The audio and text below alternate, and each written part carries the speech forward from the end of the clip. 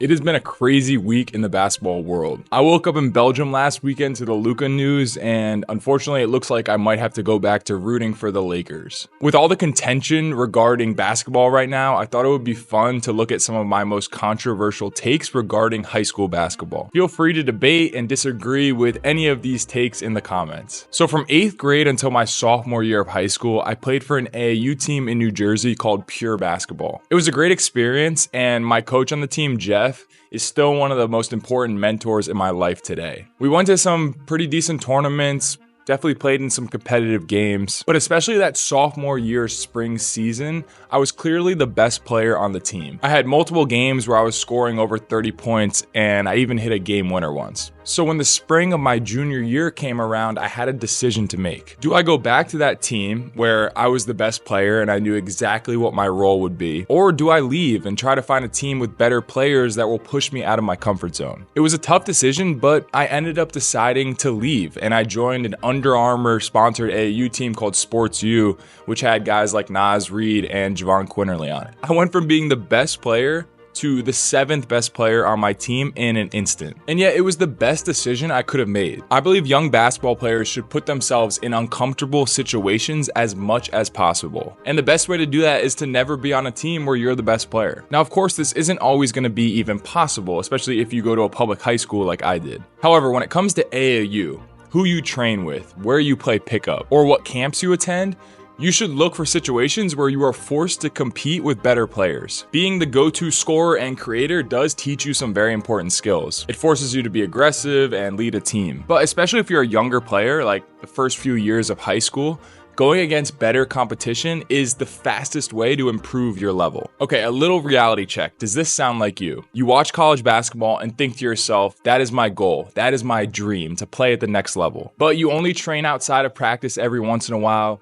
You scroll on TikTok till all hours of the night. You don't take your lifting or your eating seriously. Basically, your goals and your actions do not align. If this is the case, then the harsh truth is maybe you should just quit basketball right now. Quit before you get to your senior year and you wonder why you never grew into the player that you wanted to be. Because at that point, you'll start to regret the hours of video games you played when you could have been working on your shot or your handle. You'll regret that you didn't do everything you possibly could to turn those dreams into a reality. If you quit now, you won't have that regret. Now, obviously, I don't want you guys to quit basketball. What I really want is for this to be a wake-up call to you that your high school career is gonna go by more quickly than you could ever realize. And regret is the worst feeling in the world. If you want your actions and your goals to align, you need to lock in today. I recently posted a video on Instagram that went sort of viral. It has like 300,000 views at this point. And the topic was 3 things you should never do if you want to play at the next level. Well, one of the things I mentioned is that you should never pass up shots. And let me tell you, this friendly, innocent little sentence definitely sparked some discussion. But honestly, I stand by what I said. The simple fact is, if you want to play college basketball, you need to be able to score. And to score, you must shoot the ball. So the only thing passing up scoring opportunities does is hurt your chances of playing at the next level. Now, I do want to clarify 2 things when I say this, now that I have the chance to in a longer form video. 1, this doesn't mean you just jack up contested shots or never make the extra pass to your teammates when they're open. The point is, when you have an open shot or a window to get to the bucket and score, or a chance to push it in transition and possibly get fouled, you need to take advantage of it. And the second thing is that you obviously have to earn the opportunity to take these shots. If you aren't putting in the necessary work, then you probably should be passing up shots. But let's say I'm you, a high school player who trains every single day on their shot, and then I get in a game and I pass up open looks. Here's what happens. Your teammates will lose trust in you and stop passing you the ball, and you'll never even give yourself the chance of playing at the next level. I wish I had the habit of looking to score first and pass second in high school, because when you look to score first, you actually create more opportunities for your teammates and your team plays better. So go out and focus on getting buckets. That's how you will really stand out. So let's talk a little bit more about the NBA. Along with all those crazy trades, one of the biggest storylines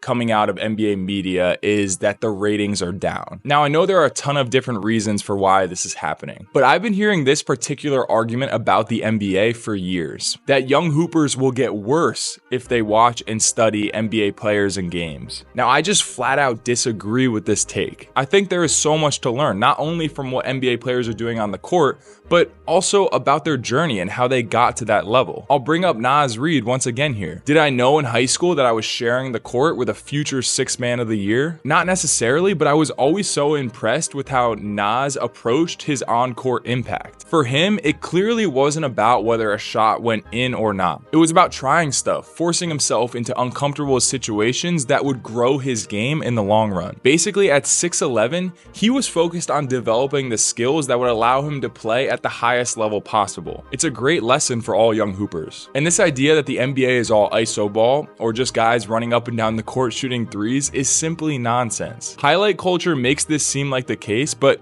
I want young players to go and watch full games. See how players cut without the ball, how they attack mismatches, how they guard pick and roll and close out to shooters and score in transition. The nuance in the NBA is actually at an all-time high. In this video's description, I'm gonna link to an incredible breakdown over on the Thinking Basketball channel that dispels all the stuff you hear in the media about the state of the NBA. Long story short, yes, there is a lot to learn from the best basketball players in the world. So my parents played an incredibly important role in my basketball journey. In fact, without my parents, there is a 0% chance that I would have played college basketball or ended up in a situation like now where basketball is my job. And for a lot of my life, my parents took a hands-on approach to my development. Whether it was driving me to AAU practices, paying for me to work with a trainer, not letting me play video games, or whatever else they might have done. But here's the truth. Most parents are delusional, specifically about how good their kid, which is you, is at basketball. One of my old college teammates is now coaching a JV basketball team. So I asked him what that was like, specifically dealing with parents. He said that on his team, 8 of the 12 kids' parents have either come to him directly, texted, or emailed him about their kids' playing time. Now let's do the math. I think we can infer that not all 8 of those players deserve to have more minutes. The point is, parents can hold a kid back by being too hard on them, but what I think actually happens way more often is a parent holds their son or daughter back because they think they're way better than they actually are. So just be careful, and to be safe, understand that your parents are probably slightly delusional or don't really know what they're talking about. Again, no offense to all parents out there. You are so important in this process, and I know you're doing your best. Now, if you do want to try and get a better idea of how good you are, check out the free 360 player assessment download in this video's description. I think it will be really eye-opening for you. Maybe the question I get more than any other is, how do I get more playing time? I'm the best player on the team, I deserve more minutes, but my coach won't play me. Listen guys, there are really only a few reasons why your coach won't play you. Number 1 is that they can't trust you to make good decisions when you do get on the court. And number 2 is, you just aren't good enough. You actually deserve to be on the bench. And I know that's a tough thing to hear, but sometimes it's the truth. Okay, I'll give it to you. Maybe in 1 or 2% of situations, there is some sort of politics going on. Maybe the coach is playing their kid in front of you. But the other 98 times out of 100, it's not that the coach has it out for you, it's that you're just not good enough. On that Under Armour AAU team where I was the 7th man, I only played about 10 to 15 minutes a game, because those were the minutes I deserved based on how good the other players on my team were. I used it as motivation and worked every day to get better. Here's a tip: if you really don't understand why you aren't playing, or you want to know how you could be doing better, go and talk to your coach. But you go ask your coach. Don't send your mom or dad. And phrase it in a way that shows it isn't just about you. Tell them you want to do anything you can to help the team. So how can you improve to get more minutes and help the team get better? Okay, I think these last 2 are going to be some truly hot takes. When it comes to shooting, I believe it is better to be aggressive than efficient. I actually think this is true at even the higher levels, but it is especially true for high school players. Let me explain what I mean. If you are a really good shooter, let's say you're shooting 44% from 3, but you only take 2 attempts a game, you are less dangerous than a 36% three-point shooter that takes 10 attempts a game. Why? Because the defense is going to have to guard that player who takes 10 threes a game like their life depends on it. Defenders will probably be chasing them all around the court, having to find them in transition so they can't even get a semi-open look, and they won't be able to help off them either. The 2 players I like to use for this comparison are J.R. Smith and Steve Nash. At his peak, J.R. was shooting over 7 threes a game at around 39% with the Cavs.